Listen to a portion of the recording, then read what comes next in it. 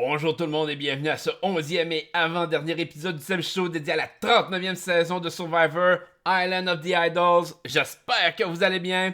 Avant de commencer, comme toujours, si vous voulez vous abonner à la chaîne, activer les notifications, m'acheter sur Twitch, sur Facebook ou laisser vos commentaires, tout se trouve en dessous de vidéo. N'oubliez pas non plus de laisser vos commentaires sur les vidéos les plus récents, comme ça je suis capable d'en faire un meilleur suivi et de vous répondre le plus rapidement possible. Épisode quand même un petit peu plus gros, peut-être qu'à l'habitude. Gros. Il n'y a pas tant de choses à dire quand même, mais peut-être plus lourd. On a eu l'épisode de l'autre jour où toutes les actions de Dan, on essayait de les interpréter, de voir stratégiquement dans le jeu l'impact que ça avait, l'utilisation de cette stratégie-là par Elisabeth Missy. On n'était pas trop sûr de comment Dan allait s'en sortir par rapport à cette situation-là. On avait eu, en tout cas, des échos par rapport à la production, comme de quoi qu'il y avait beaucoup de choses qui pouvaient se passer, que Dan serait probablement pas à la finale, Elisabeth non plus. On a su pourquoi. Avec ce qui s'est passé lors du dernier épisode. Avec le départ de Dan, que la production a rejeté de la saison. C'est la première fois que ça arrivait dans toute l'histoire de Survivor. Il y a eu des évacuations médicales. Ça, c'est déjà arrivé que la production prenne des décisions pour côté de la santé du joueur. Mais prendre une décision comme celle-là d'éliminer un joueur parce qu'elle n'était pas contente de ce que le joueur pouvait faire en termes d'action dans le jeu, c'est la toute première fois. Et je pense qu'il y a eu un débordement. Et j'en ai expliqué un peu un bout pendant que j'étais en stream sur Twitch. Je crois que la dynamique de la production a probablement tenté de faire de son mieux dans la situation parce que je vois des gens qui ont dit la production aurait dû intervenir plus tôt, sortir d'en avant, il aurait dû faire ci, il aurait dû faire ça. Mais je pense que la production était un peu mal placée. Je veux vous expliquer mon point par rapport à ça parce que c'est quand même controversé d'une certaine façon. Je pense que la production aurait réagi beaucoup plus lors de la dernière intervention s'ils n'avaient pas eu l'impression qu'il y avait des filles qui mentaient sur cette situation-là. Et c'est pour ça que de dire la vérité quand arrivent des situations comme ça, même dans la vie de tous les jours, c'est important. C'est quelque chose avec lequel on n'est pas censé jouer. C'est quand même les émotions, la vie des gens, quelque chose qui peut être beaucoup plus... je pourrais dire qui peut affecter l'individu dans son bien-être personnel. On sait quand même, quand on rentre dans une télé-réalité, qu'il va y avoir des choses qui vont nous rendre inconfortables, qu'il va y avoir des choses qui vont stratégiquement, qui peuvent nous briser. Mais quand c'est rendu au stade du toucher corporel, d'actions qui nous rendent pas bien, je pense qu'on dépasse la ligne. Surtout avec le contexte actuel où il y a eu vraiment, je pourrais dire, tout le mouvement MeToo, le fait que les femmes veulent que les hommes arrêtent de les traiter en objets, ou ça fait en sorte que ça, surtout dans les milieux de travail ou certains milieux plus particuliers, ça fait en sorte que, dans le contexte actuel, les actions de Dan devaient être très mal perçues par la production déjà au départ. Sauf que, dans la situation, eh bien, Elisabeth et Missy ont nui à la situation des femmes dans le jeu. Alors que Jeannette a aidé cette situation-là, a voulu faire en sorte de régler cette situation-là, Elisabeth et Missy ont joué avec cette situation-là à leurs avantages. En tout cas, eux, ils ont eu l'impression que ça jouait à leur avantage. Finalement, les deux ont été éliminés tout de suite après, ou presque. Fait que ça a pas vraiment porté fruit. Je pense que en tant que joueuse, ces deux joueuses-là auraient bénéficié de ne pas aller dans cette direction-là, au moins au point de vue social. Parce que de toute façon, côté jeu, ils ont été éliminés, ils n'ont pas gagné, il n'y a rien eu de positif par rapport à ça. Donc c'est une stratégie un peu de merde qui les a revenus dans la face par la suite. Donc, sauf que la production, dans une situation comme ça, il disait, bon, ben, d'un côté, vous avez Kelly, Jeannette qui défendent les femmes. De l'autre, vous avez Elisabeth Missy qui joue avec ça stratégiquement. Qu'est-ce que Dan a fait? On a des enregistrements. Dan, il agit mal dans certaines situations, mais est-ce que les joueurs sont assez confortables pour laisser dans... Et là, ça a été probablement un gros débat et la production ne devait pas trop savoir comment agir. Parce que, qu'on le veuille ou non, sortir un joueur comme ça, sous ces motifs-là, pouvait entraîner évidemment une poursuite en diffamation ou autre, de dire, écoutez, les images que vous avez montrées étaient diffamatoires parce que la preuve, il y a eu des joueurs qui m'ont supporté dans ça. Puis c'était pas des joueurs masculins, c'était des joueuses féminines. Fait que de ce côté-là, je pense que la production jonglait un peu avec des œufs, on sait pas trop quoi faire. Fait que je pense qu'à ce moment-là, il y a eu des avertissements qui étaient faits en se disant, ben écoute, on espère que ça va se résorber. Je pense que la production l'a vu comme ça et aurait laissé ça comme ça si Dan avait pas posé un geste envers une femme de la production.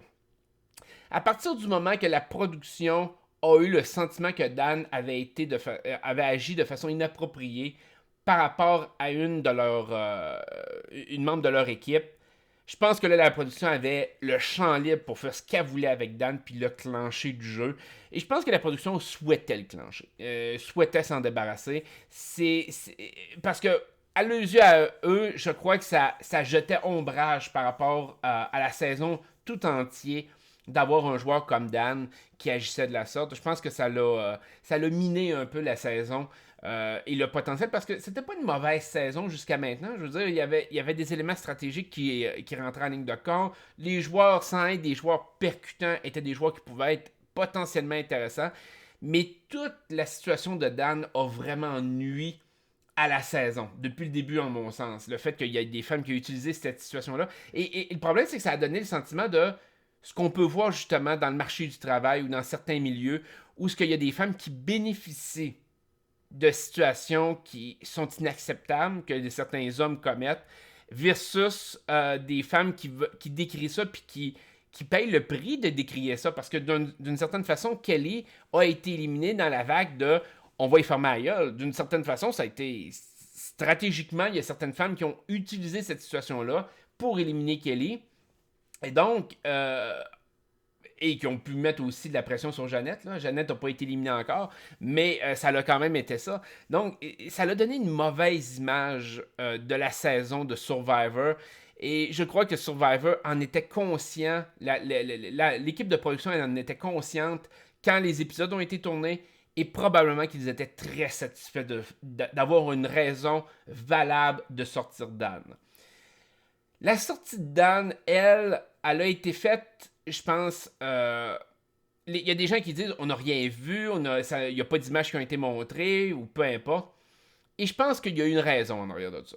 La raison, c'est que la production, quand ils ont sorti Dan, ils ont probablement dit écoute, on ne montrera pas les images qui vont aggraver ton cas. En échange, commence pas à te lancer dans une poursuite contre nous autres. Je pense sincèrement qu'ils ont dû négocier ou emmener ça pour qu'il y ait le moins de marque possible après le show. Ils veulent pas qu'il y ait un débat de dire est-ce que c'est bien, est-ce que c'est mal, ou est-ce que Survivor a bien agi, mal agi. Je pense que dans la situation, ils se sont couverts d'une certaine façon le cul. Ils ont montré les images de ce qui est arrivé avant, mais les images peut-être les plus graves ou ce qui pouvait être le plus incriminant n'ont pas été montrées. Et ça fait en sorte que Dan part dans le déshonneur, mais part pas avec des images qui vont rester ancrées dans la tête de sa femme, entre autres, ou de ses enfants. Je pense que c'est un peu ça, la mentalité derrière. Peut-être que c'est pas ça du tout. Mais je pense qu'il y a des grosses chances que la production s'est arrangée comme ça. Parce que même Jeff Probst le dit que Dan n'était pas content qu'il partait, mais qu'ils ont réussi à le raisonner. D'après moi, ils ont réussi à le raisonner en faisant comme écoute, les images sont trop graves, tu veux-tu qu'on les monte? Ou tu sacres ton camp et tu fermes ta gueule. Moi, je pense sincèrement que ça en est venu probablement une discussion qui a tourné un peu sur ce topic-là, sur ce sujet-là. De dire, si tu veux nous faire de la merde, si tu veux nous gosser, si tu veux nous faire chier, nous autres, on a toutes les images qu'on peut montrer. C'est quoi que tu choisis? De l'autre côté, Survivor, c'est quand même baquer le cul avec les images de l'autre jour en montrant ouais, mais regarde ce que Dan pouvait faire en termes de gestes. Fait qu'imagine-toi qu'est-ce qu'il peut poser comme geste pour qu'on finalement on vienne qu'à le sortir. Donc, ça. Je m'y attendais, je me disais, En fait, j'étais un peu pris dans une balance de dire, est-ce qu'il montre autant d'images puis il consacre tout un épisode sur les ajustements de Dan parce que Dan va se faire sortir par la production tôt ou tard? Moi, je penchais beaucoup plus vers ce sens-là. Ou ce qui aurait pu être possible, c'est de dire, on a montré toutes ces images-là pour montrer pourquoi Dan perd à la fin. Donc, il aurait pu être un des 3 finalistes et que les femmes votent massivement contre lui. Ça aurait été quelque chose de possible. Par contre, il y avait beaucoup de rumeurs qui circulaient par rapport à la finale qu'on va avoir ce mercredi. Et je pense que dans la situation actuelle, c'est ce qui risque d'arriver, sincèrement. En tout cas, je ne serais pas surpris mercredi par rapport à cette finale-là. Les gens disent que la finale ne sera pas en direct. Donc, il n'y aura peut-être pas de public ou très peu de public comparativement aux autres saisons, ce que c'est toujours fait devant une audience. Le show aurait été déjà filmé. Est-ce que c'est vrai? C'est-tu pas vrai? C'est dur à dire, mais je pense sincèrement que dans la situation, Survivor a probablement voulu prendre le moins de chances possible et de filmer à l'avance en sachant fort bien. Et c'est pour ça que les rumeurs de dire que Elisabeth sera pas là, que Dan sera pas là, je pense que ces rumeurs-là ont un fondement derrière, que la production a fait attention, puis va faire un show peut-être aseptisé pour tempérer les esprits, puis tempérer un peu la situation, puis peut-être même écarter Dan complètement du sujet. J'ai hâte de voir s'ils vont en parler. Je pense que oui. Jeff a l'air d'être quelqu'un d'assez honnête de ce côté-là, d'emmener les choses telles qu'elles sont. Il risque d'aborder le sujet, mais d'après moi, ça ne s'étirera pas. Il n'y aura pas 36 000 commentaires ou de l'argumentation ou quelque chose autour de ça. Ça risque d'être assez clair, assez direct, et ça va se limiter à ça. C'est plate à dire, mais Dan a agi comme il a agi, puis il a payé le prix. Puis Elisabeth, avec le fait que ça a nuit à sa réputation et autres, ben, elle a payé le prix de sa décision d'appuyer quelqu'un qui agissait comme ça. C'est comme... je sais pas la réaction de Missy, j'ai aucune idée si Missy va être aussi pas nécessairement écarté. Ça a l'air que c'est plus une décision personnelle d'être là au show de la finale. Faut dire que si un joueur se présente lors de la finale, il gagne 10 000 piastres cash US juste d'être sur le stage. Fait que c'est certain que ça peut être intéressant pour certains joueurs, mais si les joueurs ont l'impression d'être, je pourrais dire, d'être déshonorés en direct, probablement qu'il y en a certains qui vont peut-être s'exenter d'être là. Je pense que c'est déjà arrivé dans l'histoire d'ailleurs qu'il y a eu des personnes qui n'ont pas été là lors des finales, ou même, on se rappellera lors du All-Star où ce que Jerry avait quitté en plein milieu du show. Lex était frustré comme ça n'avait pas de bon sens. Donc, il est déjà arrivé des événements par rapport à la finale, mais c'est plutôt rare. D'habitude, c'est plus une réunion de bonne entente. Il y a des gens qui s'aiment pas, mais ça fait partie de la game, qu'on le veuille ou non, là. J'ai hâte de voir comment que ça va se décortiquer ce mercredi pour la finale. Ce qu'on va voir, c'est plate parce qu'en mon sens, ça entache une saison qui était, je dirais pas extraordinaire. C'était pas l'équivalent de, comme exemple, David contre Goliath ou des choses comme ça. Mais c'était quand même une saison qui pouvait avoir un certain potentiel. Surtout que la finale va probablement montrer des images de la prochaine saison et c'est la prochaine saison qu'on veut voir. Donc, ce qu'il faut s'attendre de la finale à soir, parce que je dis mercredi depuis tantôt, mais je filme ça la journée même. J'essayais de pas trop. Mais finalement, vous le savez, c'est le même soir. Bon, donc la finale de ce soir, c'est évidemment l'annonce de la saison 40, qui est la saison des gagnants. Donc, évidemment, il va y avoir 20 anciens vainqueurs de Survivor qui vont faire partie de la nouvelle saison. On pense à Rob Mariano, on pense à Sandra Diaz, donc les deux qui étaient les coachs cette saison-ci vont être là.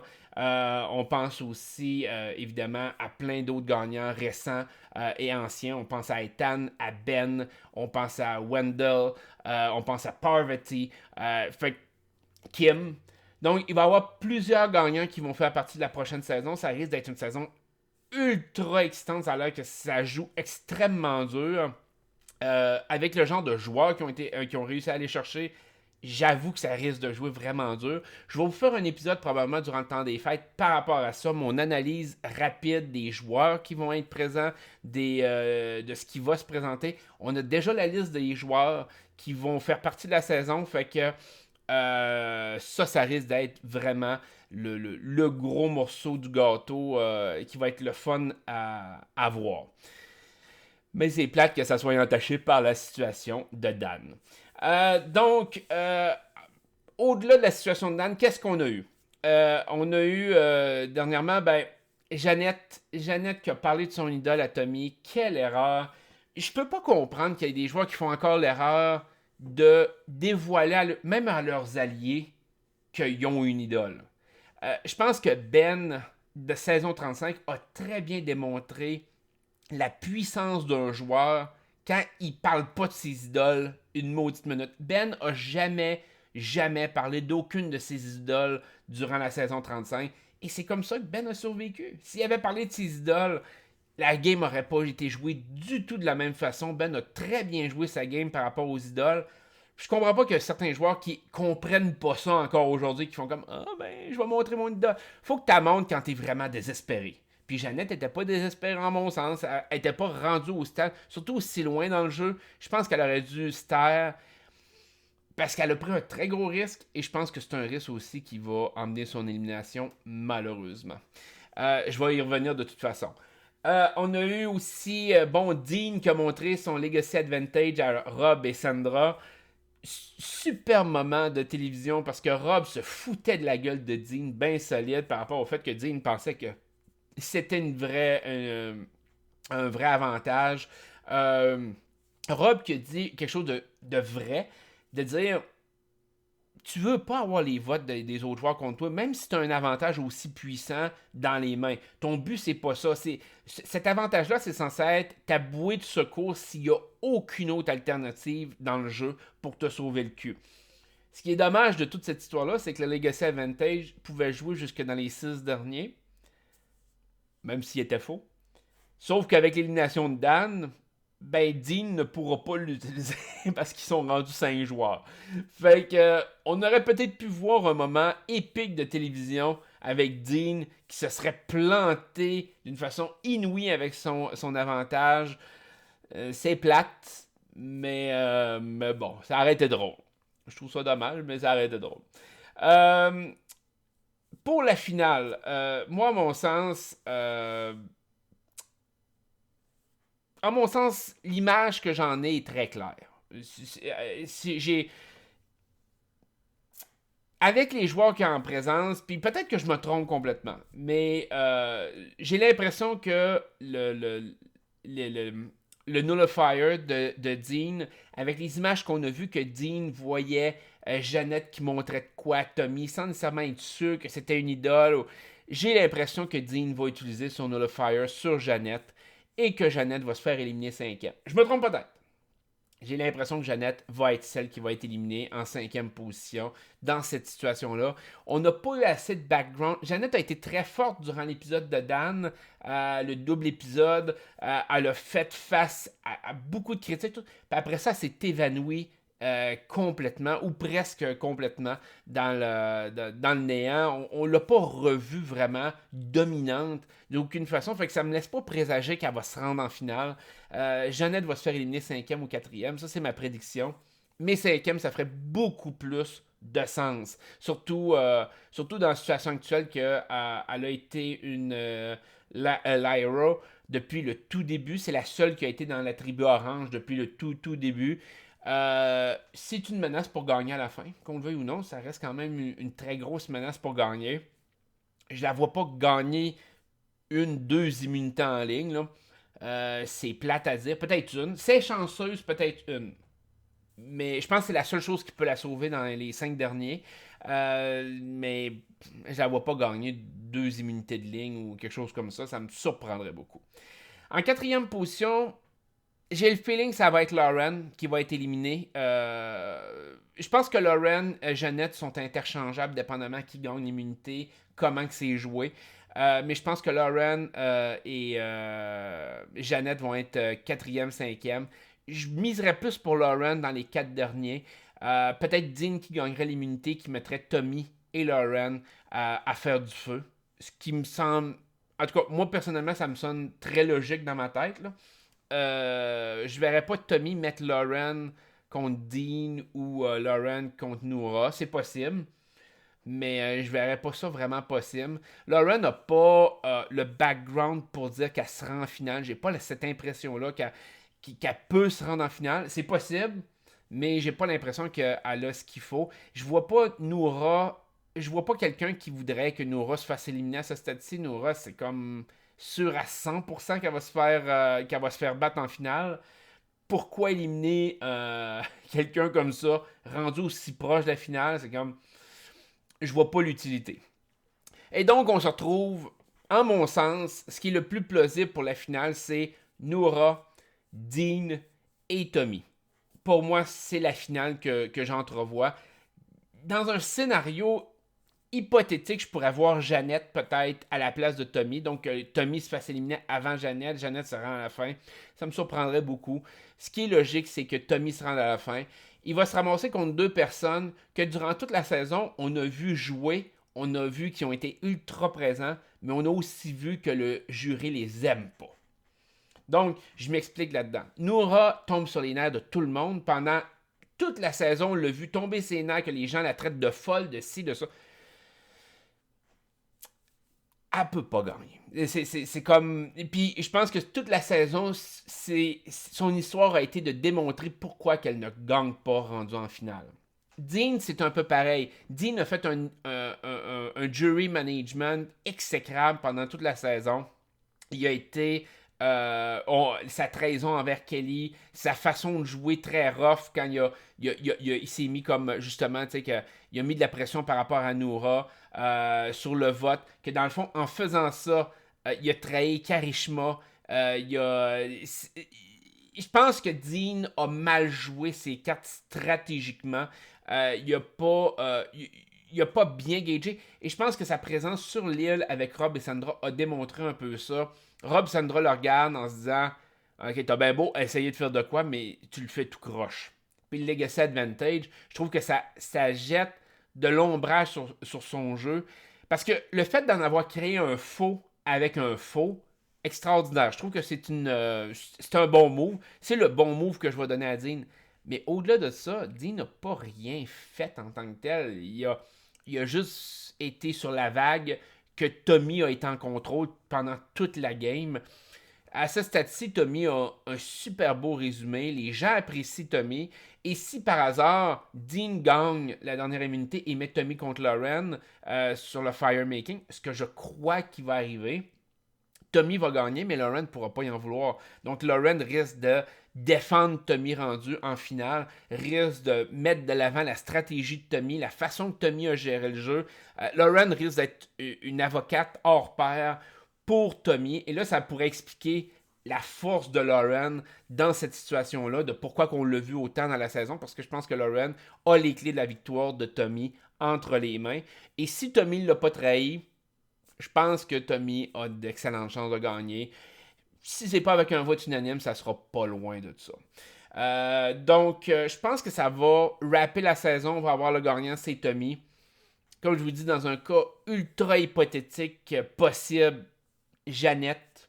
Je vois quasiment pas ça possible. Mais on a déjà été surpris dans le passé. Je veux dire, qui aurait pu prédire que Wu garde Tony en finale? Je veux dire, n'importe qui d'intelligent, la moindrement, aurait jamais gardé Tony en finale. Wu l'avait fait. On peut penser à Colby qui a gardé Tina au lieu de Keith dans saison 2. Des fois, l'être humain est étrange. On peut penser aussi à Liliane qui a gardé Sandra Diaz au-dessus de Johnny Fairplay dans saison 7. C'est tous des moves qu'on fait comme mais d'où c'est que ça sort? On n'a aucune espèce d'idée. Des fois, ça arrive. Il y a des êtres humains qui prennent des décisions plus, je pourrais dire, émotives ou des décisions plus morales que des décisions stratégiques d'essayer de gagner la game. Ça peut arriver à l'occasion. Est-ce que ça peut arriver aujourd'hui de dire quelqu'un va-tu vouloir garder Jeannette juste d'un côté moral de dire qu'elle a mangé de la menthe pendant quelques semaines? J'ai pas l'impression. Je pense que si Jeannette avait à gagner, probablement qu'il n'aurait pas remontré Jeannette faire une alliance avec Dan, entre autres, ou se réapprocher de Dan. Je pense que c'est des choses qu'il aurait probablement mis de côté. Sur le côté image, mais c'est dur à dire. C'est vraiment difficile à dire.